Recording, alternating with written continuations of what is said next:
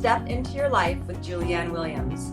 I'm excited today to share with you one of my friends and guests, Elisa Fucci, who's going to talk to us about how to use some new techniques. And these techniques help us when we have limiting beliefs and negative thoughts. As you know, my show, Step into Your Life, is about finding ways to improve and enrich your life. And with that, I share some of the ideas that I've learned over the last 18 years after the loss of my husband, and also some of the things that I love to do that helped me step back into my life. So again, today I want to introduce to you Elisa Fucci. She is in Las Vegas, Nevada, just so you all know, and she is a speaker, book author, podcaster, relationship life coach, and breathwork facilitator. Through coaching and breathwork, Elisa helps women entrepreneurs let go of limiting beliefs, negative thought patterns, and emotional baggage so they can be successful entrepreneurs without sacrificing their personal relationships. So you see my guest here, Elisa Fucci, and you can now know what she does.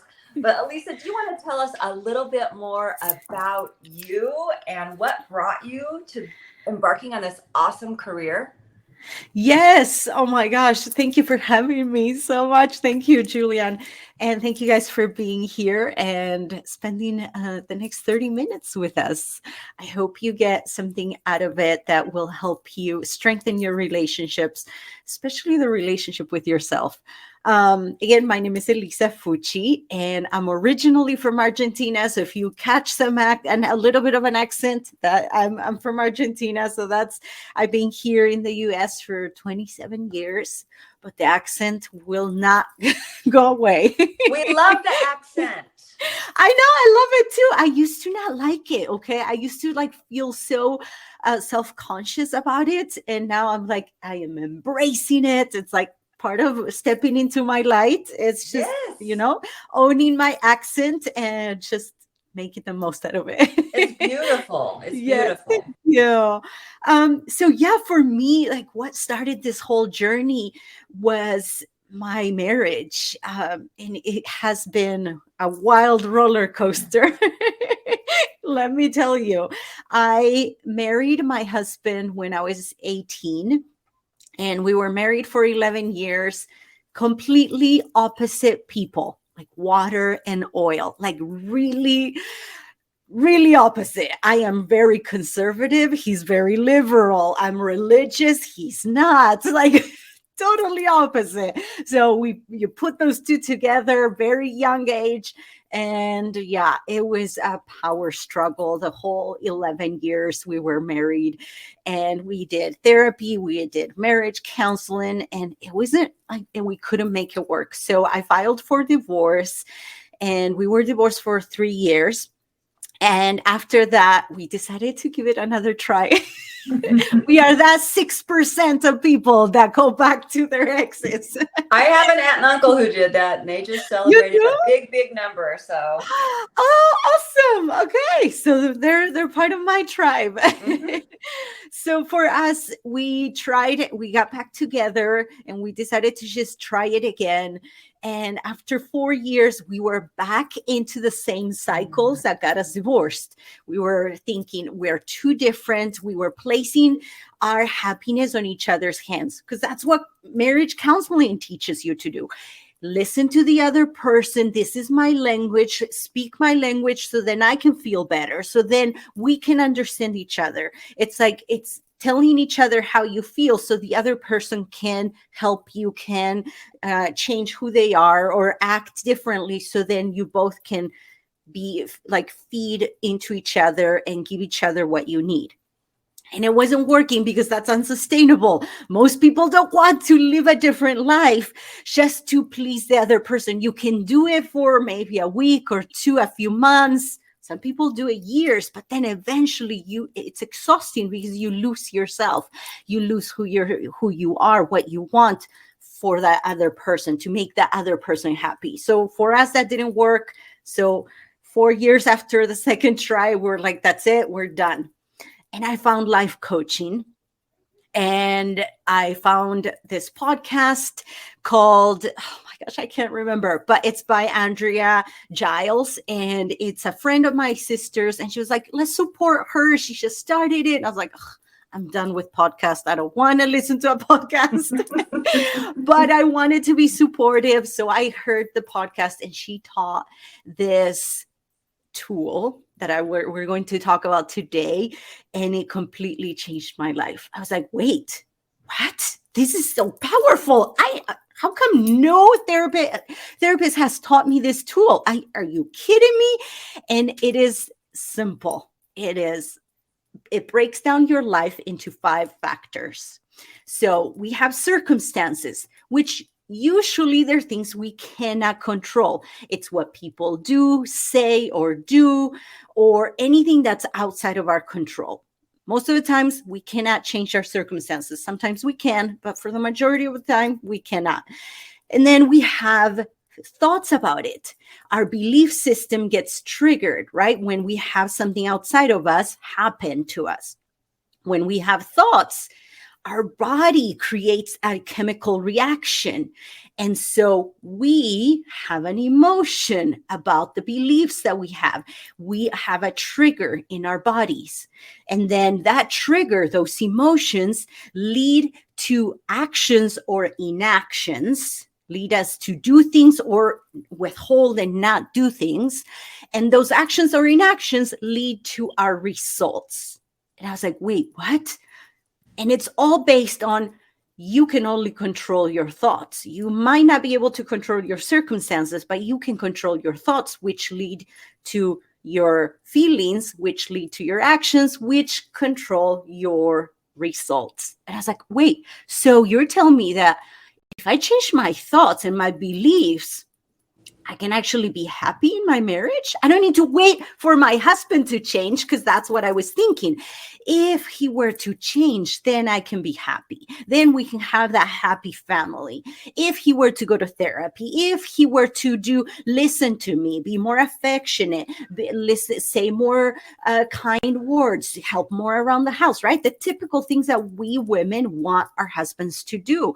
If he were to do all these things on my list, then I can feel valued, loved, wanted, happy, like I am good enough, attractive, all these things. I was expecting him to check off this list so then I could have all this reactions in my body.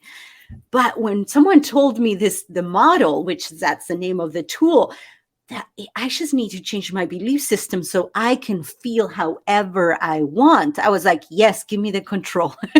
Yeah. I don't need to depend on my husband anymore. Yes, I like that. I don't want to be the victim anymore. And part of our book, right, that we both have, my chapter in the Unleash Her book was like learning to stop being the victim. And when I found this tool, I was like, perfect. This is what's going to help me get out of being the victim in my marriage to empowering myself with the tool to actually feel however I want to feel, react, and have the results I want. And I started putting it into practice. I was like, okay, what if I start thinking that my husband is already good enough, that he loves me, that he values me, that he appreciates me, that he loves everything I do? And so I started changing the thoughts every second, every minute, every hour, every day. I had to commit to myself to changing the thought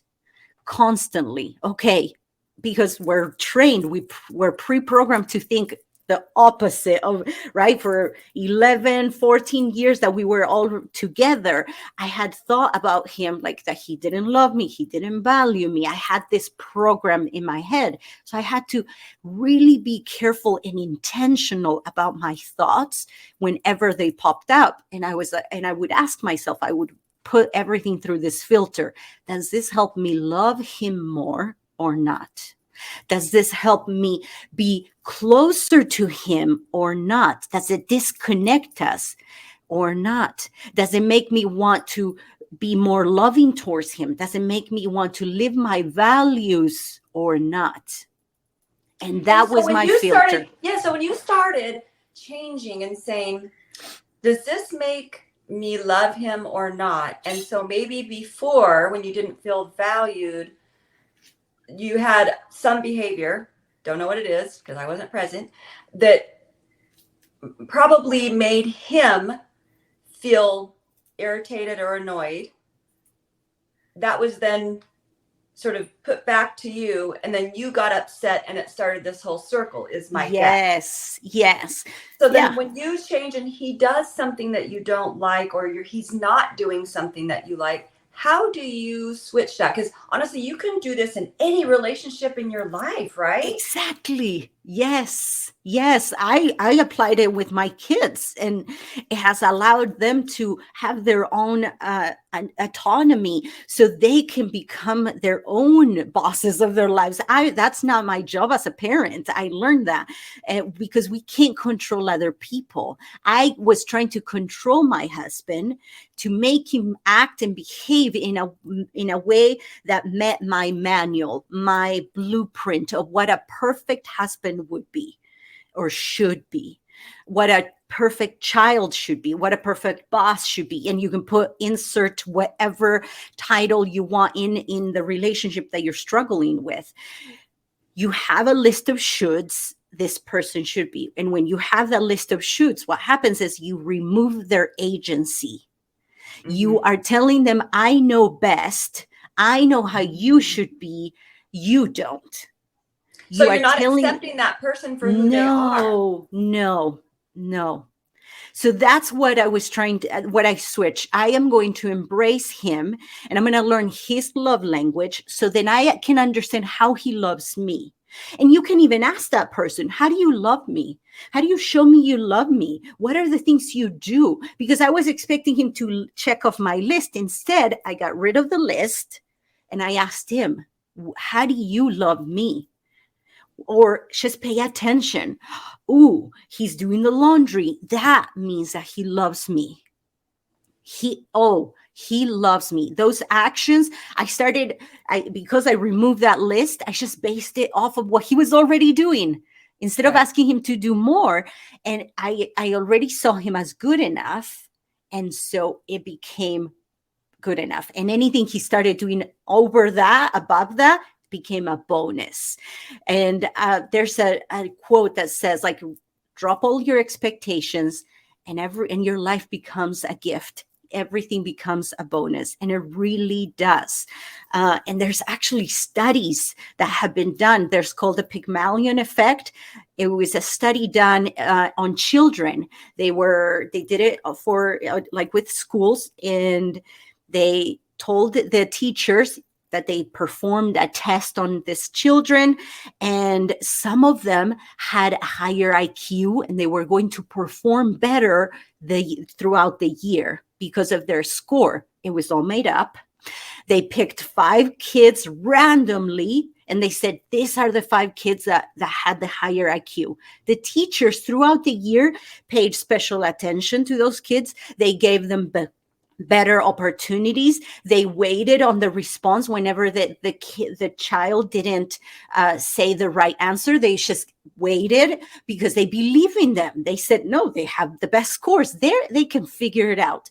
So that changed their environment. And because they changed the environment, the children actually perform better than the rest of the classroom.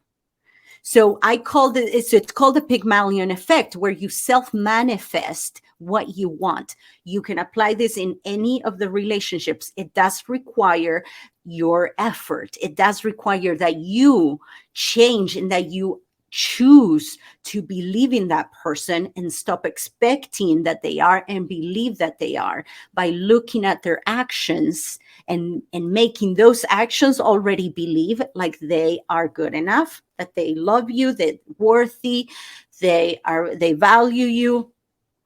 And then when you do that. I think a key though that you just mentioned is that we do have to make something different happen.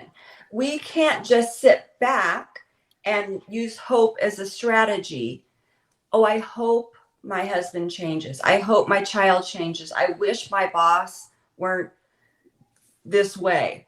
No. You actually said, we're going to take, yes, if you want to be in control, then you need to be in control. And that also means your response and your expectation and your things that, you decide to do. Yes. Yeah. It puts back the responsibility on us. It allows us to become emotional adults, responsible for our own feelings, thoughts, and actions and results. And I'm Because not sure that's common right now. no, nope. Please don't be offended. It feels to me that we want everyone, and myself included, we want everybody to fix everything for us because it's hard and it's work, but either way is hard. One is hard because we have no control and we are expecting other people to be in charge of our emotions. And then it just leaves us resentful and angry and frustrated at that person. And the other one is hard because we have to do the work, but ultimately we get our own result. We get what we want. We're at peace with who we are. We're at peace with other people. They're both hard. One ultimately will give you the result. The other one will keep you in a cycle of regret, like frustration, resentment, and trying to always control others. And let me tell you, it's impossible. Okay? We can't even control toddlers, let alone grown adult people. It's impossible. We can force them or manipulate them to want to do what we want. But again, it's unsustainable. And they'll either resent us or we'll resent them. And it's not an honest relationship. We don't want to be in a relationship where we don't even know who we're married. I found out who I was married to after 17 years because I allowed him to be himself without the list of things that I made him be: a perfect husband, a perfect father, a perfect son. I removed that list and I just let him be whoever he wanted to be. I told him, you know best. What do you think? Those are the best questions, the best comebacks to anything. And I to my children, that's what I do. And they hate it because then that means they have to think, Mom, what do you think I should do? This is what I'm like, what do you think you should do? And they're like, oh, I hate that. Like, they don't like it because it forces them to actually think for themselves instead of coming to me for answers. Because I don't know. I may have an opinion based on what I've been through, based on what I know, but they know what's best for them because only they do, really. We can give them an opinion, but they know themselves. They know really how they feel, and they know really what they want. We don't. So my comeback is always like, what do you think? And then I just trust them. And if you really want my opinion, I'll give you my opinion, but I believe that you know best, not me. And I started doing that with my husband whenever he wanted something, whenever he had a problem, instead of trying to fix it, which we are so good at doing that. As wives and moms, we want to fix everything because we want to avoid them going through any pain. But really, pain is just an emotion that leads to awareness, that leads to greater understanding, that leads to growth. Why would we want to rob them of that? Well, that's a very different way of putting pain as a stepping stone. Because we think of pain as something that is bad, negative. I'm all about feeling your emotions. I'm all about it because it's just an emotion. It doesn't change who you are. It doesn't change the circumstance. It actually is part of this life. We have to have a balance in every aspect of our lives. Inside us, we have good and bad, and that's good. We need to have that. That's why we came to this earth. We didn't come here to be perfect and have it all be happy. No, we came here to have the ups and downs so we can learn. Like, once we go through the really lows, we know where true joy and happiness is. Without that, we don't know. Without darkness, we don't know where the light is. And so I believe that in the world, in relationships, we have to have those ups and downs. So then we can find out what true happiness is, what a true, strong relationship looks like. It's not meant to always be perfect. We are not meant to be always like aligned, always like doing the right thing. That's not why we're here. You're missing the point if you are. So feeling all those emotions, both positive and negative, is a good thing because it's all part of the process. Instead of fighting those negative emotions, I'm all about feeling them, letting them vibrate through your body to see what is it trying to teach you. What do you need to learn from this? How are you going to grow from this experience? What attributes can you gain by letting this emotion vibrate through your body? And that's interesting because in my grief work that I do with people, I say to them, you have to feel it to release it. Yes. If you don't feel it and acknowledge it and name it, then it's this thing that just hangs around in your emotional space. And then it just keeps interrupting your life with that emotion because you don't want to feel it. Because sometimes those emotions, they do hurt. Yes. Yeah. But they only hurt because of the vibration that's happening in our body and because of the thoughts we're having about that reaction.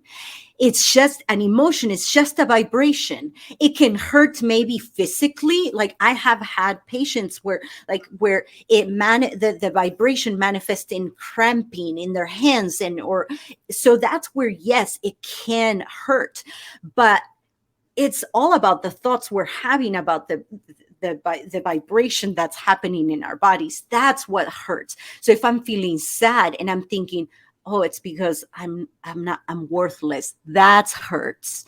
I'm not good enough. That's what hurts. It's not the vibration. It's the thought. It's what we are making it mean. Again, going back to the model, we have a circumstance that is neutral, has nothing to it, no energy attached to it. But then the moment we have a thought about it, it's energetically charged. So we have an emotion, then we act or enact, and then we get results. So it's like, it goes back to our thoughts is what really makes us go through pain. It's what we are thinking. And it's not bad. Sometimes I want to be depressed, and that's just my story. That is just what I go through, going through like that emotion and letting it sit there in my body and allowing it to be there. Like you said, if we don't feel it, we can't process it. Our bodies are living libraries and they hold on to everything we have experienced.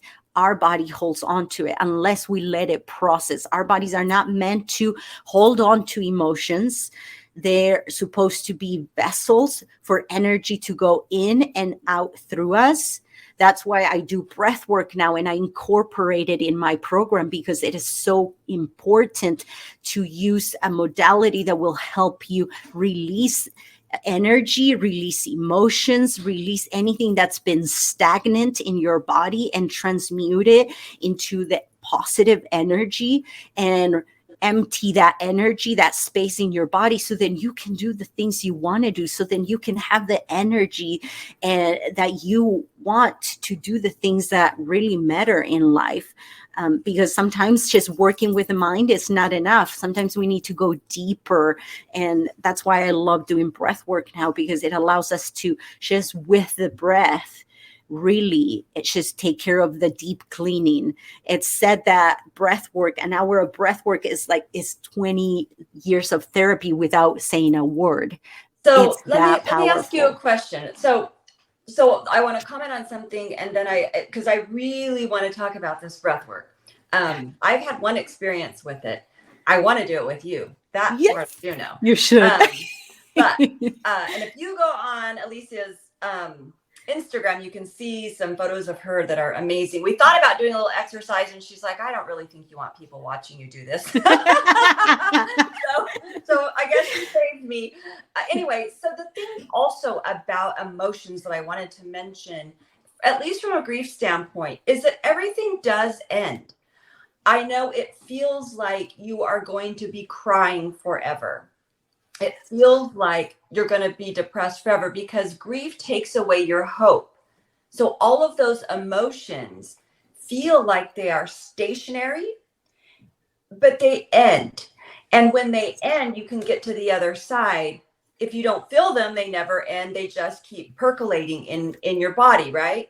So if we Yes. think about how breath work could help us release some of this negative emotion, this negative thought patterns, talk to us about what is breath work? What is it? Like if you were going to lead us through it, what would we experience?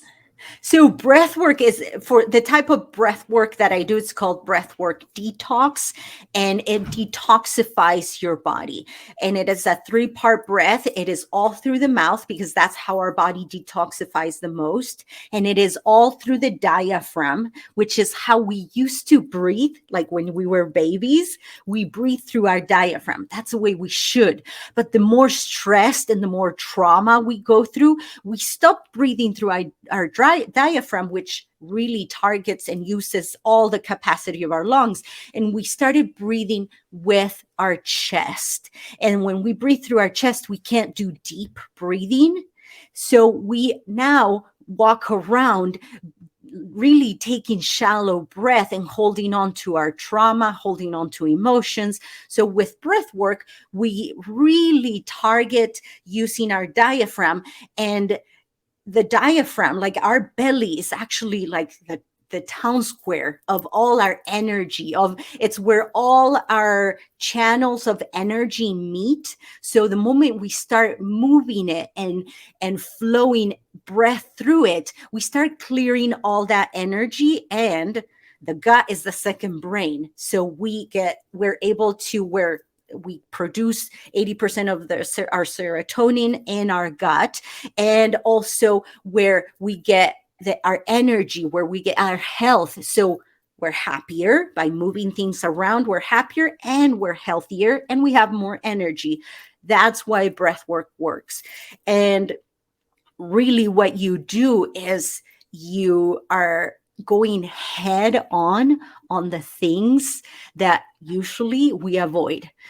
And those are our emotions. We hide behind our emotions. We hide behind our thoughts or our physical ailments, like we're tired, or, oh, I'm tense, I'm not going to do that. The mind, like our mental obstacles. No, I don't think I can do that. I don't believe I can. I'm not good enough. No, I don't think he loves me. I don't think, no, if I speak up, I'm going to look like a fool. No, I shouldn't do that. I don't know enough. No, they know more than me. Why should I speak? Like, that is our mental block that usually stops us.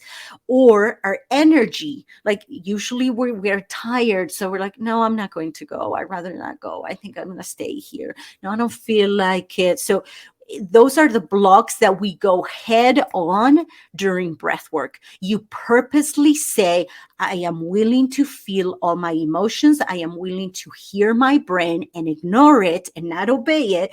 I am willing to allow my body to feel whatever it needs to feel without stopping it, without putting food in it, without turning on a TV, without grabbing my phone. I'm going to let my body feel anything. That's what breath work is really going head on the storm and saying, I want to look at this head on so I can get my clarity, so I can get my breakthrough, so I can heal, so I can let go and be at peace, have the energy. And it's all within 30 minutes of breath work so it's purposely taking on what you've been avoiding.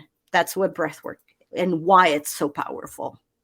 So you have to make the choice. Yes. You have to want to really confront what is bothering you. What if yes, I know that I'm tired. I don't know why. I've repressed emotions. How then do I confront that emotion that I can't even identify? So with breath work, you don't even need to identify it. You just need to allow it. That's a beautiful part of it. And the same with trauma. You don't need to relive it. You just need to allow it to go through you and come out. That's why I love breath work, because it allows you to get rid of things, stored up energy, stored up trauma, stored up emotions, and just release them. Let them go through you. And I walk you through it. There's music that I specifically put on to help you get that emotion out of you, to help you release it, to trigger things, specific things. I have things that I say. I also do Reiki. Like, I make sure that I send energy. I'm aligned with what you're feeling. So I coach you through the whole thing. You're not alone through the whole process, through the whole session. So it's a matter of like really giving it your all, truly deciding to give yourself the clarity, to give yourself the opportunity to finally let go, to finally let yourself feel, which is what we were born to do. We were born to be vessels that just feel an emotion and then let it go and go on. Like little kids, they get hurt, they cry a little bit, and then they're happy. You do something to them, they forgive you, and they're fine. They love you right away. That is who we are born to be, like little kids, letting emotions, feel it, let it go. Feel it, go back to being who you are. That's essentially what we're supposed to do. And that's true, because in grief, children don't grieve like adults, where we are in this continuous emotional loop. It's interesting. I mean, I watched my two children grieve the loss of their dad, and I finally figured it out. They grieve, and then they do go back to, I want to play with my friends. It's almost like we naturally know to feel it, to kind of let it go, and then to go do something that brings us joy, so that we can reframe where we are. Yes. And not in an avoidant way. No, and it might come back the next hour. That's and right. You feel it all over again, and that's okay. That's the thing. What persists, what we avoid persists. And if the moment we start allowing it, trust me, it sounds like, wait, why would I allow it if I don't want it? The moment we start allowing our emotions, the easier it becomes, the less intense it is, and the more we get to learn. Instead of trying to fix it, emotions are not a problem to be fixed, but just an emotion to be felt, something to experience. And the moment we stop trying to fix it, like there's something wrong with me, and it's just part of being a human. Yep, right now I'm feeling jealous. Right now I'm feeling hurt. Right now, and that is just what I'm feeling right now. There's nothing wrong with it. Then we start embracing it, and it's just it becomes less intense, and so then you can go back to doing what you want to do. But it doesn't mean that you won't ever feel it. No. Part of this life is feeling everything again.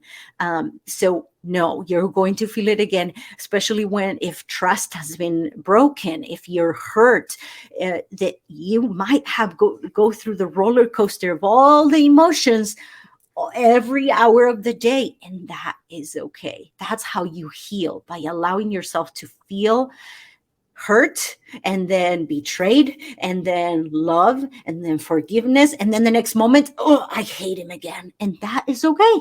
Okay, yep, right now I'm hating you, and that's okay.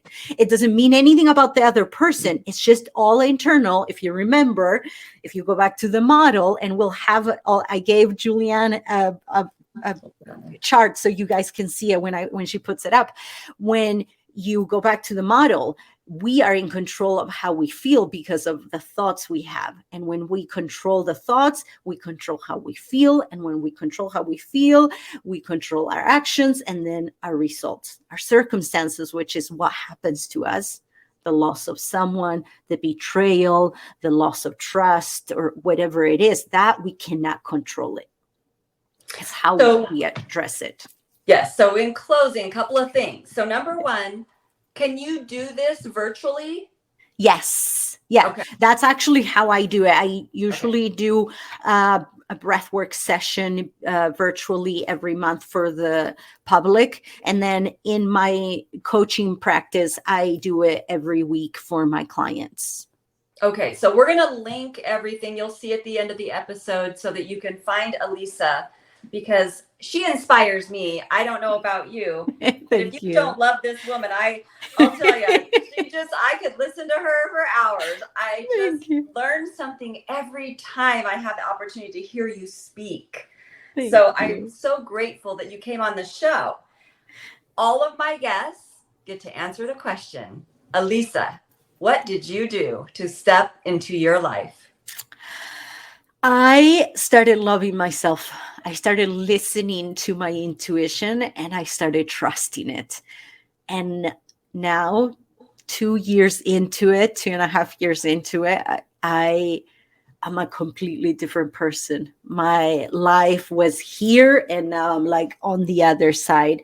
And I now know that whenever I trust my intuition, 100% of the time, everything will work out. That is wonderful advice, because we all have the ability to trust ourselves. We all have the ability to listen to what our heart and our gut is telling us, sometimes over our brain, and just doing what is going to feel right. Yes. So thank you for coming on today. I just appreciate your time and your expertise. You, like I said, always inspire me. I love listening to you. Thank you. Thank you so much. It was a pleasure. Thank you. So everyone, please join me again on Step Into Your Life, where we talk about topics that I hope help enrich and change your life for the better. Let's journey together each week on Step Into Your Life.